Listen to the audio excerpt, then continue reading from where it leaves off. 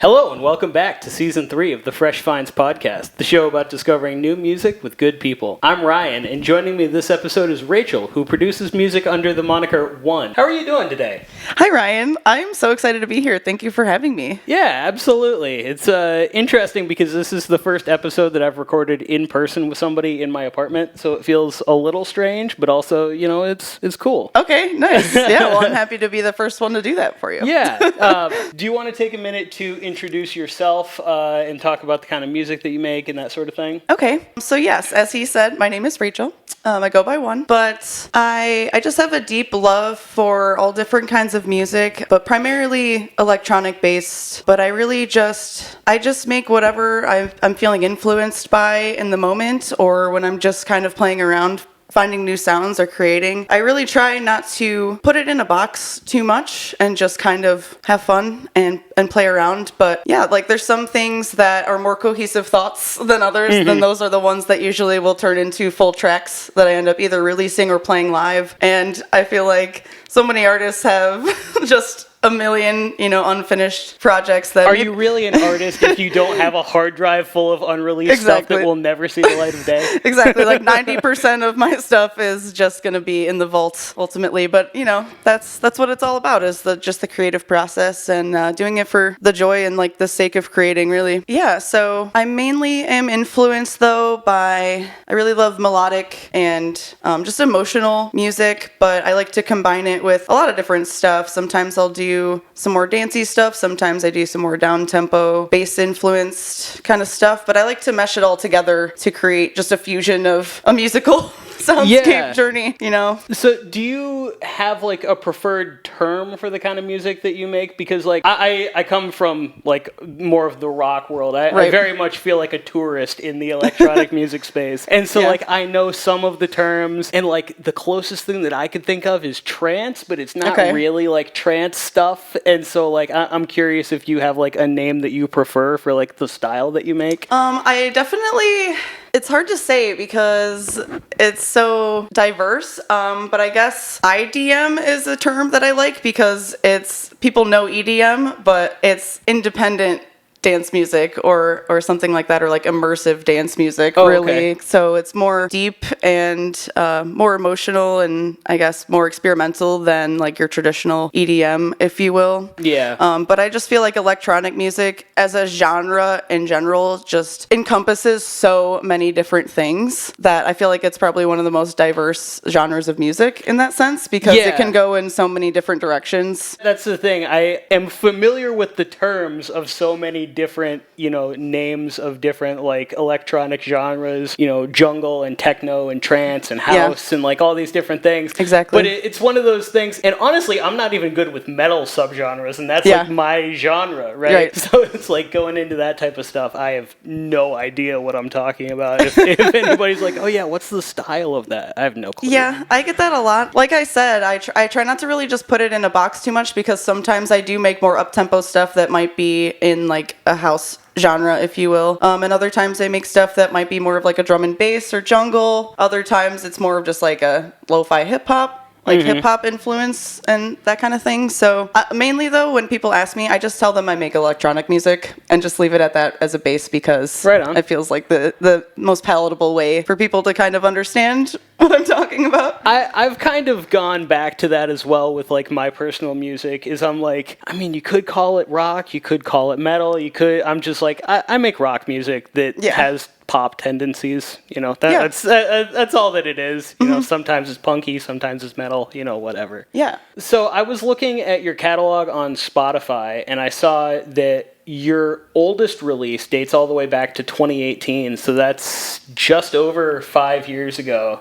now. It's crazy to think about that, yeah. Yeah. So did you release music online first, or were you doing like DJ sets and things like that beforehand? Oh yeah, no, I definitely was doing stuff way before I started like making releases online, like for years. I used to be in a duo back in the day, and like that was kind of when we started really focusing on DJing first, and then came producing, but it was kind of hand in hand at the same time frame, and that was back in 2015. So that's where I really cut my teeth on doing that. But we used to just it'd be like parties, really. It'd be like hanging out in our friend's room or basements, or we would just throw like renegade festivals, if you will, at our friend's property and just that kind of stuff. Like doing it just for the love and having fun and creating those spaces. And once we started doing that for a while, we were like, hey, we're actually like pretty good at this. We should pursue it more and start actually like putting music out for the world to hear, you know? And so 2018 was when I started one is my solo project. So I started putting some stuff out on SoundCloud first because you can, you know, you don't have the middleman there. You can just put your stuff up whenever you want. Yeah, you don't need a distribution or anything like that. You can just kind of upload it yourself, call it a day. Yeah. But so it is weird to think that it's been over 5 years now, though it seems like just yesterday, but it's been crazy. Lived through a whole pandemic since then, and it seems like a lifetime ago now. So you also this year played your first out-of-state show. So that's got to be exciting.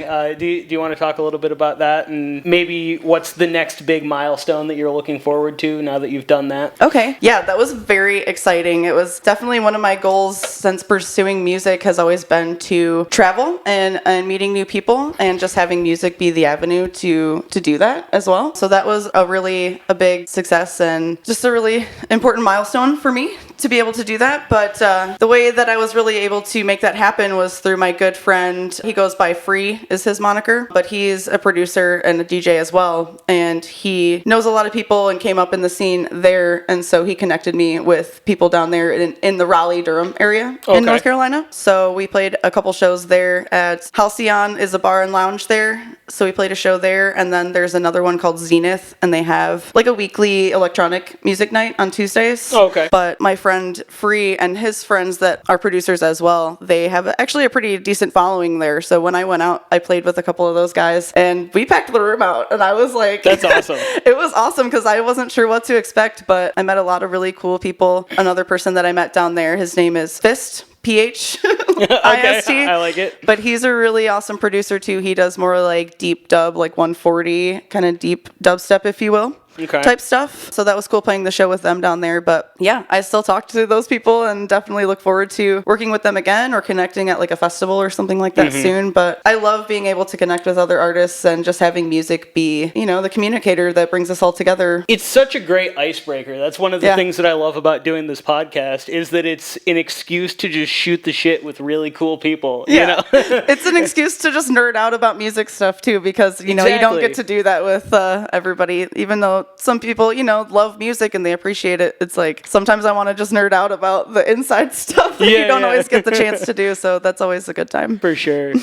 And you also, as of recording this, just played a gig last night that they recorded or live streamed and is currently on YouTube, correct? Yes. So that was the Big Fam Festival event. It was our Big Family Christmas. It was a 2-night event at the Tangent Gallery. Headliners Michael Mettert on Friday and Chris Carnes was last night. They're both prominent members of the Pretty Lights live band, if you're familiar with that at all. So Michael Mettert has been here a few times, but it was the first time Chris Carnes has come to play to Detroit too. So that was a pretty big deal. That was a debut there. And also all the proceeds of the show were donated to 7 Mile Music too. So music education in Detroit as well. That. So that's awesome. It was a charity event. But all the other acts that were on there as well, there was TF Mars was on Friday night, and he is the head of Allo Collective, which is a music label that is popping off right now. It's like a fusion of hip hop and glitch hop kind of stuff with bass music, but really, really cool melodic and like rhythmic kind of stuff. So he's the label head for that. So he was the act on Friday before Michael Mettert, and then Saturday night was an up and coming act who's like popping off right now. He's called Crawdad Sniper, and he's a really like experimental bass music artist, but he's from DC, so that was his Detroit debut as well. Oh, right on. So it was a really awesome lineup of all the people coming from out of state to play. But then they had some really amazing local acts too that I was just like absolutely honored and blown away to be a part of it. That's to be with all these people. Like the amount of talent that is in Detroit is just unmatched, I think, honestly. And it's crazy. Detroit is such an interesting hotbed for electronic music. I mean, going all the way back to like the birth of techno and everything like that. And there's still quite a big scene for it. Again, I'm not super familiar with it, but even just being an outsider looking in, seeing all of these cool different things like Movement and, other smaller festivals and things like that seems really cool. Yeah, no, it's awesome. Like, I feel very blessed to have been born and raised here, because sometimes you go to other places, and like I remember I went to a festival in Maryland one time, Moonrise, and we were talking about how we were from Detroit, and we met somebody from Minneapolis, which, I mean, they have a music scene there too, but he was asking us, he was like, oh, you're from Detroit? Like, do they have a music scene there?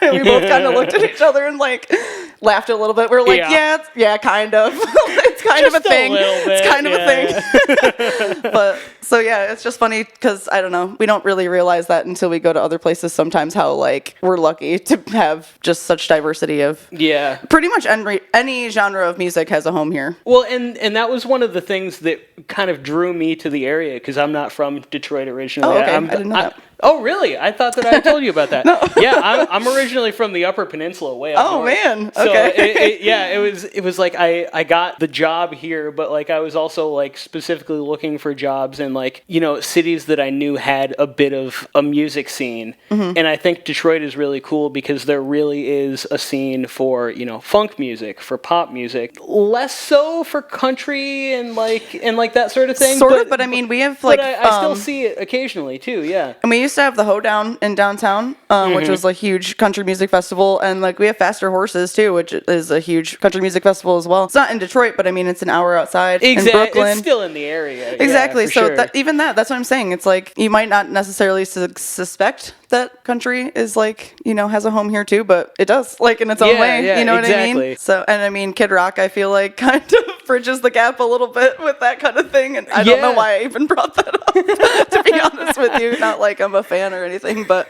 I guess it's just as an example of like the diversity of for sure acts that, exist here. Yeah, we've got all sorts of stuff around here, and that's one of the things that I think is cool is like almost any night of the week. That too. Especially on weekends. But, you could go out somewhere on like a random Tuesday and see like a sick ass show. Yeah. No, for real, literally. And like not even in just one place, like multiple different venues have different things going on. I didn't mention the other acts though that were at the Big Fan Festival show as well, but I definitely need to touch on them because the night that I played last night, Saturday, the first act of the night was Major Arcana, who is an up and coming producer and DJ who is super talented. He does a lot of like bass and drum and bass stuff. Okay. But he's definitely someone to be on the lookout for. And then the act that played after me last night, they go by Opal, and they're an electronic trio. Oh, all right. But they do live like jam-tronica. But that's sick. They're a 3-piece, but they do like Ableton Live, bass, guitar, drums, keys, synth, like all of it. And these three dudes, and they just are so locked in, and it's amazing to watch them perform. So that's really rad. Yeah, being on the lineup with these other artists too, I'm just like, I'm honored because everybody's just killing it out here. So what goes into your live show? Like what kinds of... I know that you have a lot of mixes that you like create beforehand, but like what does the actual process at the gig look like? So actually, like, majority of the work is done beforehand. Okay. That's the thing I think a lot of people maybe don't realize is that, like, once I get there, I'm basically presenting all of the work that I've done. Yeah. It's almost like an art gallery for music, if you will. You're almost like your own hype man, basically. Kind of. Yeah. But it's like, most of the work is done behind closed doors where you don't see what's going on. And then it kind of depends, too, on the setting of the gig, whether I'm playing, like, a daytime set at a festival or if I'm playing a 2 a.m. slot at the High Dive in Hamtramck, which is like a goth club bar. Mm-hmm. So those are going to be two totally different like curations that I'm doing. But I have so much music that, like we talked about at the beginning, that's like unreleased or just kind of in the vault that a lot of times I just kind of pick and choose from what I have. Or a lot of times, like last night, I played 4 new songs that I made just for the set yesterday. That's awesome. So it's like sometimes I'll just make new stuff to fit what I have, but I look at it as like fitting pieces of a puzzle. Like I have some stuff that I'm like, okay, these are tracks that like 100% I know I want to play. Yeah. So then I'll kind of put those in first and then kind of create like a map or a blueprint of being like, all right, what can I do from here? Now that I have these tracks, where can I go next? I kind of base it off of key and BPM. I tried to, fit everything in, be like, all right, this next song is going to be in a key that works with the one before it. Doesn't necessarily, maybe it's the same BPM, or maybe we're going to bump it up and go to this next part of the mix that's going to be a different BPM for a few tracks. But so it really just kind of depends. But like I said, I try to curate it based on the space that I'm playing in. I played at a festival this summer that was a cannabis festival on the other side of the state. It was called Big Cloud. But I played on Sunday at 5 p.m. and it also was a pretty big moment for me, playing like a huge stage like that. And so I wanted it to be a majority of like original music set, not like a DJ set kind of thing. So I was like, this is going to be like a one showcase, basically. This is going to be like my most proud moments and stuff that I don't always necessarily get a chance to play too, because sometimes when I'm playing at like a club setting, or like I said, you know, a late night set or something, I might not play my lo-fi hip hop kind of like relaxing and like, because you want to keep the rager going. I gotta read the room, you know. Sometimes, like, as much as maybe I have love for that song, this crowd might not necessarily, you know, vibe to that, or they might be kind of looking for something else. So, and I think that that's one of the biggest things that is like underrated about really good DJs, is being able to read the room and cater the set to the specific, you know, the venue and the demographic and things like that. And especially creating something that feels cohesive going through the entire set.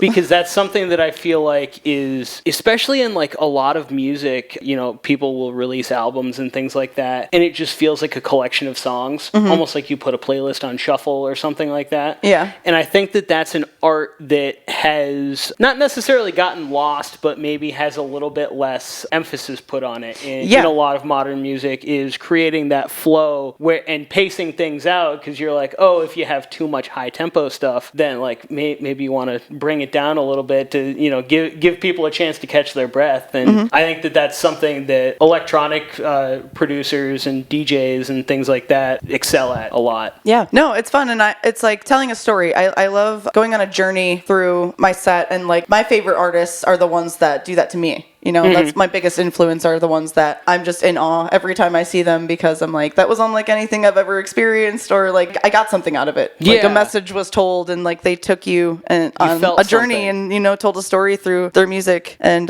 so that's something I've always strived to emulate in my sets and my creations as well. But the album is definitely a lost art, I think, because of singles and short attention spans. And even now, it's not even a full song. It'll be like a minute and 30 seconds, minute long, because you want it on a reel for TikTok or Instagram or something like that, versus a whole album, you know what I mean? But there is definitely something to be said about that. And that's another difference between like my live sets and writing music that I would necessarily like release as a single or a mix or an album. Because there's some stuff that I'm like, this song is really special to me, but I wouldn't necessarily play it in a live mix, but I'll release it on an album or an EP. You know what I mean? So it kind of just depends. Because especially if you're releasing a single, then you have a bit more freedom with that, because it's a standalone thing. Right. So you don't have to necessarily match it with anything that comes before or after it. It's just kind of its own thing. Which is actually a good transition into talking about some of the music that you've released this year. And you were telling me that this is the first year that you've released a number of collaborations. I believe one was a remix and one was a full-on collaboration track. Is that correct? Actually, no, because the remix that you're referring to was my friend Phrey, who I was telling you about with the North Carolina story. He did a remix of one of my tracks from not the EP I put out this year, but the one I put out last year. But that was kind of our first time working together, which led to us creating our collab, it's called Mendo Crescendo. So that was an original track that we created together, not a remix of like my song, you know? Gotcha, okay. So we did that, which was really fun to work with. I think I was thinking of the remix that you did for Spaceship Earth, which I think came out last year. Yes, and that's funny, because I did that, and then he's the other person that I had the collaboration with this year as well. So I think that's kind of how our relationships were born, though, was from like the remixes happening, and then us being like, hey, those remixes were really cool. Like, we should work together more on a new original project, you know what I mean? So yeah, both of those experiences were really fun, though, because being a solo artist, you know, it's so different than working with other people. But I miss that a lot. It's because sometimes the studio gets lonely, you know? Yeah. As a solo artist, and it's like, I love it for the most part because of the freedom of creativity. I can do whatever I want, and I don't have whenever to like you want whenever I want, which is also really nice. Like the only timeline and deadlines are ones that like I guess I set for myself, which it is important to be able to do that as well, or else you'll never release anything. Oh, 100%. But also having another person that you're working with, it helps to like move that process along a little bit too. Mm-hmm. And I really enjoyed working with both of these artists though, because I learned a lot just from like music production, but also just things that I wouldn't have necessarily thought about too, because everybody has a different workflow, you know? Yeah, totally. And some things that I'm like on Ableton or whatever that I'm like, oh, I didn't even know you could do that. Like, thank you for showing me that, because I'm going to do that now next time I make a track. But yeah. And just the fun of messing around with a friend. Oh, yeah. Creating music. Well, that's like the core of it, you know, that I really miss as being a solo artist. So that was the other thing that I was going to say about collaboration is it's really cool to come up with an idea and then somebody bounces off of that and they come up with something and then you bounce off of that. Yeah. As opposed to having to pull your inspiration from yourself the entire time. Right. Which can sometimes lead to tracks, you know, kind of sounding the same or like having the same vibe a lot because you're just in a mood, right? Yeah. There's definitely two sides to that, because that's how you kind of carve out your own unique sound. Yeah. But you also don't want it to be so repetitive and monotonous that you're just creating the same song over and over again. Yeah, for sure. It's more like using similar elements that you like, and you can use them in different ways. Mm-hmm. But like I have like a library of sounds that I've curated that are like one sounds that I'm like, this is like my favorite 5 snares, my favorite 5 kicks, sure, my favorite 5 cymbals, hi-hats, stuff like that I'm like, these are all reliables, you know? Yeah, for sure. Which also saves you a lot of time curating a library like that, which it takes time to do that. You know, when I first started, I was like, all right, like time to do the sample digging where you're just clicking through 500 different snares until you find the right one. But once you can get to that point, it's a lot, you start making your music a lot faster because you're like, I know what to work with, I know where to go, I'm not wasting hours searching through samples to try to find the right sound, you know what I mean? I do the same thing with like, you know, guitar tone presets and things like that too, because it's just like, oh, I know that I want a heavy tone, so I'm just going to go right here, and now we can get into the actual creative part. Yeah. But exactly. Yeah, for sure. So you also have some new stuff that you're looking forward to having come out next year. It sounds like you've got a remix project that is other artists remixing some of your music, as well as a mixtape of new originals, correct? Yes. So the remix, it's not really an album because it's going to just be 3 tracks, so it's an EP, if you will. Okay. But it's going to be Phrey is going to be on this one. It's actually, he released it already. That was the one that we were talking about before. It's my track Life Lessons, which is the title of that EP actually. So he did a remix of that, but I think he's working on a like updated version, because he was like, I really like that track, and I listened back to it and I'm like, I want to do some stuff differently. So I'm like, all right, updated a little bit. Yeah. So I'm like, we'll do your updated version as the official release with the EP. And then my other friend, who is an absolutely incredibly talented artist, goes by Tetra. She is a guitarist and vocalist and a producer as well, but she has a remix of my song from that Life Lessons EP. It's called Cordillera. That when she sent it to me, my jaw just hit the floor. I was like, we don't deserve you. You're so talented. I can't even believe that this is my song and you remixed it, and it's like, this sounds like something that could be on like Anjuna Deep Radio or something, like or like a Rufus Du Sol, or like their mix or something like that, you know what I mean? Like I'm really, really excited to put this one out because it's really special. Yeah, that sounds like it's going to be really cool. Yeah. And then so the other one though is going to be actually my first release of my side project that I'm working on, that's coming out. Like I said, this is going to be my first release with this one. So awesome. It's going to be my track Healing from that EP. And my side project is called Summer Haze. So that's something to look out for as well. Yeah, for sure. Don't want to talk too much about that right now, because that's kind of in the works, and I'm going to be having a whole premiere with that. So definitely something to look out for, but keep an eye out more for that to come on sure. that soon. So I'm curious too, because this just kind of got the gears turning. You know, I've never really done any of the remix stuff, and so I'm curious, when you listen to a song that you're going to remix, is there any way that you kind of decide what aspects you want to incorporate, what things you want to change? I don't know exactly where I'm going with this. How do you think about how you're going to manipulate something that already exists to create your own artistic statement? It kind of depends. First of all, I guess it depends on if it's a remix of somebody that I know personally or like have contact with, so they can send me the stems of the track.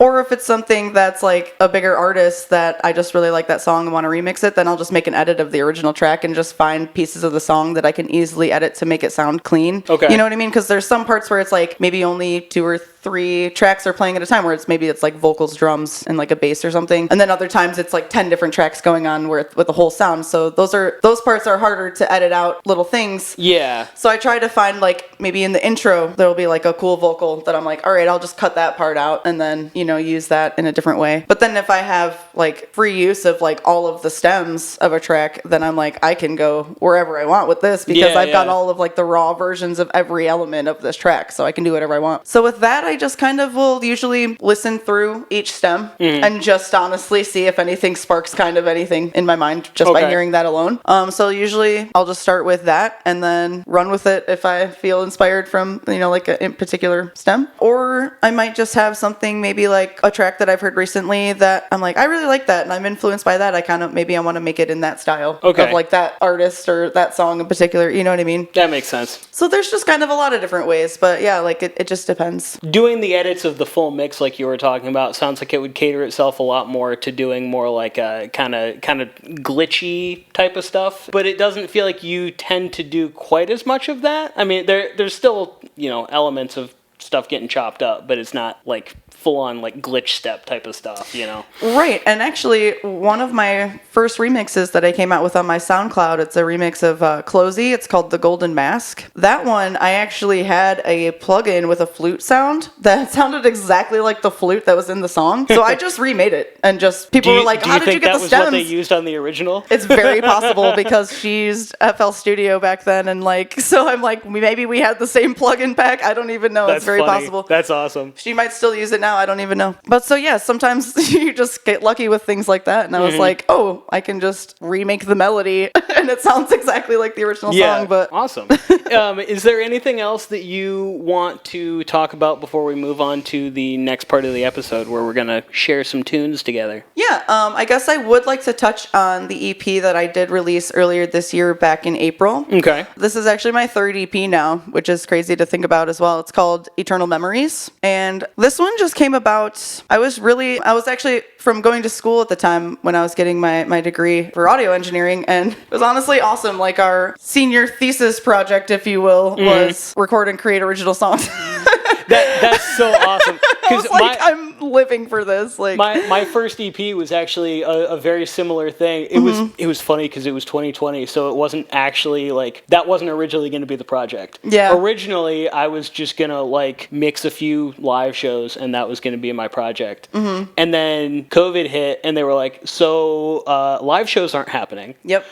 Literally suggest any project that you want; it'll probably get greenlit. And so I was like, I have never fully finished a song before. I'm going to use this as a way to light a fire under my ass so that I actually finish something. Yeah, that too. And also, it was really cool, the facility. I went to Henry Ford. They have like a state-of-the-art recording studio. So I was like, I have this facility at my fingertips. I might as well take full advantage of it while I can. So that awesome. was another thing too that kind of lit a fire under my ass, because I was like, this is only for so long before I'm done with school, Yeah, for sure. So there was like a timeline involved with that too. So that was part of it. And also we had to turn it in, there was a deadline. Yeah. So I was like, all right, like I'm going to use the vocal booth and use the mixing room and all of these things, to my advantage. Yeah, for sure. Because I had them, So that's how Breathe came about, the 3rd track on the EP was from that session with that. And then Eternal Memories honestly came about just from, I was trying to just be creative with sound design and just try to mess around with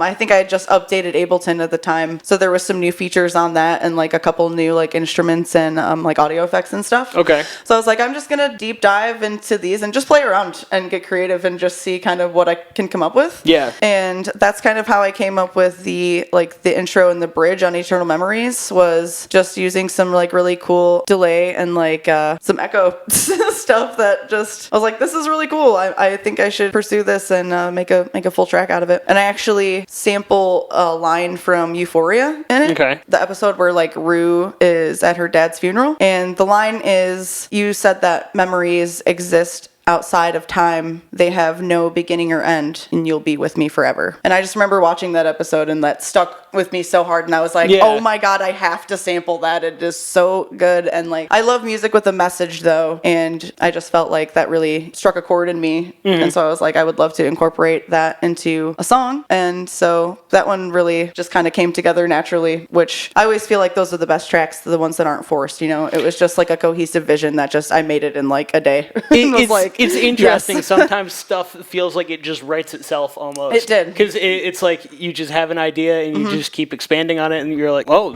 I'm done. Yeah. Like my song Driftin', I wrote all of the lyrics for that in like over the course of like 3 hours. Oh, wow. And I have never written lyrics that fast in my life. Yeah. But it was just like... It's like a lightning bolt. Yeah, exactly.